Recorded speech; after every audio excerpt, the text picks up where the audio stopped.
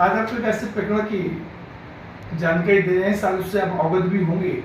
उस प्रकरण में कितने घिनौने कार्य हुए और उस पर हमारे प्रशासन का, पुलिस प्रशासन का क्या नकारात्मक रोल रहा है, हम उसकी बात आपके सामने करने जा रहे हैं।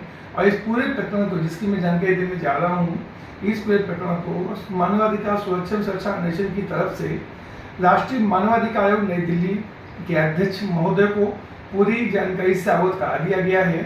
और ये अवगत करने साथ में ही उनसे आग्रह किया गया है कि इस घटना में जो दोषी हैं, जो दोषी हैं जिन्होंने घटना को अंजाम दिया, उनके खिलाफ तो न्यायिक प्रक्रिया चलेगी, लेकिन जो अधिकारियों ने लापरवाही की है, जिसकी वजह से घटना का स्वरूप इतना बड़ा है, उन अधिकारियों के खिलाफ भी मुकदमा चले, उनके खिलाफ भी केस बनाए जाए और उनको भी वही सजा प्रदान किया जाए, क्योंकि उनका भी इस पूरे प्रकरण में बहुत बड़ा हाथ रहा है, चाहे वो आरोपियों को बचाने के चक्कर में रहा हो या जिस प्रकार रहा हो।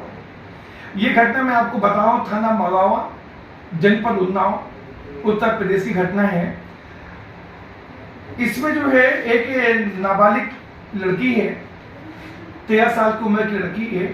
उस 13 साल की उम्र की लड़की को जब वो गांव में अपने घर से ये पास की दुकान में चीनी लेने जा रही थी, तो उसका दुष्कर्म हुआ, उसके साथ सामूहिक दुष्कर्म हुआ। इसके पहले तो बताएं आपको, इसके पहले ये सेकेंड टाइम दुष्कर्म हुआ था उसके साथ में। इसके पहले 31 दिसंबर 2021 को उसके साथ में रोशन, अरुण, सतीश और 2 और लोगों ने सामूहिक दुष्कर्म किया। इस पूरी घटना की एफआईआर लिखवाने के लिए वो आला अधिकारियों पर चक्कर लगाती रही, जहां संभव वहां जाती रही, लेकिन कहीं भी इसकी एफआईआर नहीं लिखी गई। जब एफआईआर नहीं लिखी गई तो जो आरोपी थे, जिन्होंने उसके साथ में घटना कार्य किया था, उनके हौसले और बुलंद हो गए। और हौसले इतने बुलंद थे कि 13 फरवरी 2022 को, यानी आप 31 दिसंबर घटना वो थी, लगभग 1.5 महीने के अंतर में उन दैनिकों के हौसले इतने बुलंद थे कि वो जब बच्ची अपने घर से चीनी लेने के शक्कर लेने के लिए पास दुकान में जा रही थी, तो गमछा डाल के उस लड़की को अगवा कर लिया और अगवा करने के बाद उसको कब्रिस्तान ले गए और फिर पुनः उसके साथ सामूहिक दुष्कर्म किया इन लोगों ने। यदि पहली बार दुष्कर्म होने के बाद पुलिस ने एफआईआर लिख ली होती तो ये दोबारा ये घटना कृत्य नहीं होता उसके साथ में। लेकिन पुलिस ने अपना पुराना रवैया अपनाया और उसकी एफआईआर नहीं लिखी। ये तो दोबारा उसके साथ में ये सामूहिक दुष्कर्म हुआ, इसमें वो लड़की प्रेग्नेंट हो गई। 13 साल की बच्ची, सोच के देखिए, 13 साल की बच्ची गर्भवती हो जाए, कितनी शर्म की बात है हमारे प्रशासन के लिए। और उस प्रशासन के लिए जिस प्रदेश के मुखिया कहते हैं कि हमारे यहाँ नारी सशक्तिकरण और नारी सुरक्षा पर इतना बल दिया जाता है, उन सरकारों के मंशाओं पर ये पुलिस अधिकारी पानी फेरते रहते हैं। जब वो फिर 13/2/2022 को उसका सामूहिक दुष्कर्म हुआ, तो उसके बाद पुलिस ने 1 दिन बाद इसकी एफआईआर लिख ली। एफआईआर लिखने, फिर सोचिए, एफआईआर लिखने के बाद किसी की गिरफ्तारी नहीं, सारा एक दुष्कर्म का मामला है, दोबारा हुआ लड़की के साथ में, फिर भी किसी की कोई गिरफ्तारी नहीं की गई। तब वो जो बच्ची थी, वो बच्ची जाकर के उसने महिला जो कल्याण बोर्ड, जो बालिका कल्याण बोर्ड होता है, वहां जाकर उससे मिलने के बाद जब वहां पर गुहार लगाई उसने बाल क्या समिति के पास से।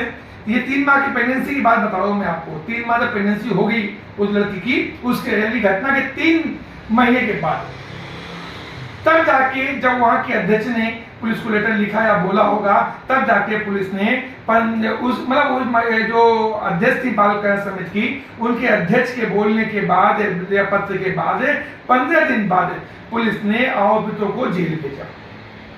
इससे बड़ी लापरवाही घटना क्या हो सकती है प्रशासन, पुलिस प्रशासन की, कि इतनी बड़ी घटना घटने के बाद एक अधिकारी के आदेश देने के बाद भी 15 दिन लग गया आरोपितों को जेल भेजने में।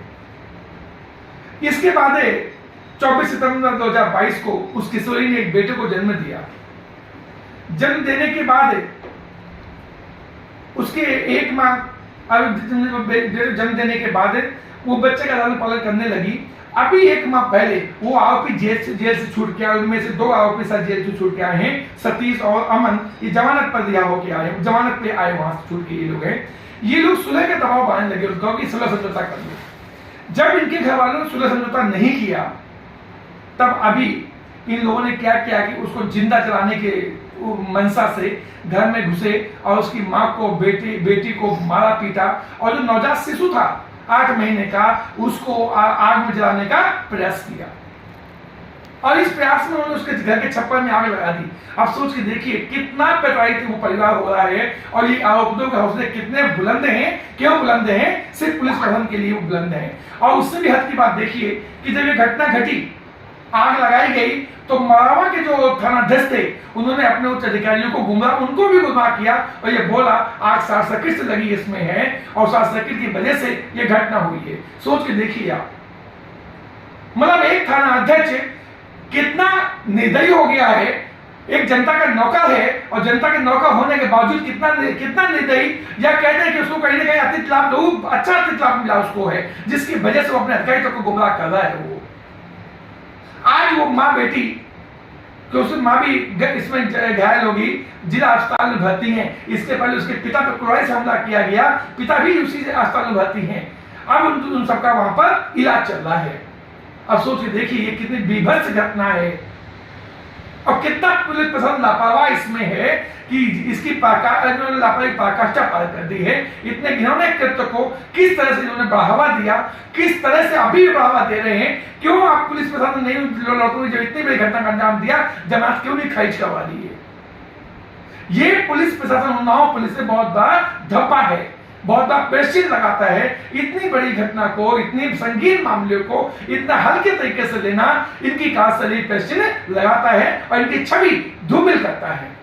इस पूरे प्रकरण को मानवाधिकार सुरक्षा संचालन ने जो राष्ट्रीय मानवाधिकार आयोग को लिख के सूचित किया है, कोई घटना की जानकारी दी है, और आग्रह किया है कि ऐसे दोषी अधिकारियों के खिलाफ भी मुकदमा चलाया जाए। इन दोषी अधिकारियों की वजह से ही, ऐसे लापरवाह अधिकारियों की वजह से ही ये दुष्कर्म करने वाले या आरोपी जो होते हैं मामलों में, उनके हौसले बुलंद हो जाते हैं।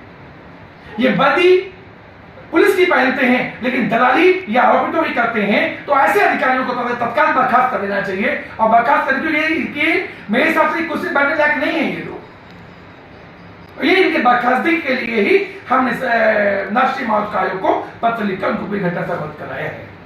आगे इस घटना में क्या होगा हम आपको जल्द से जल्द सूचित करेंगे। धन्यवाद।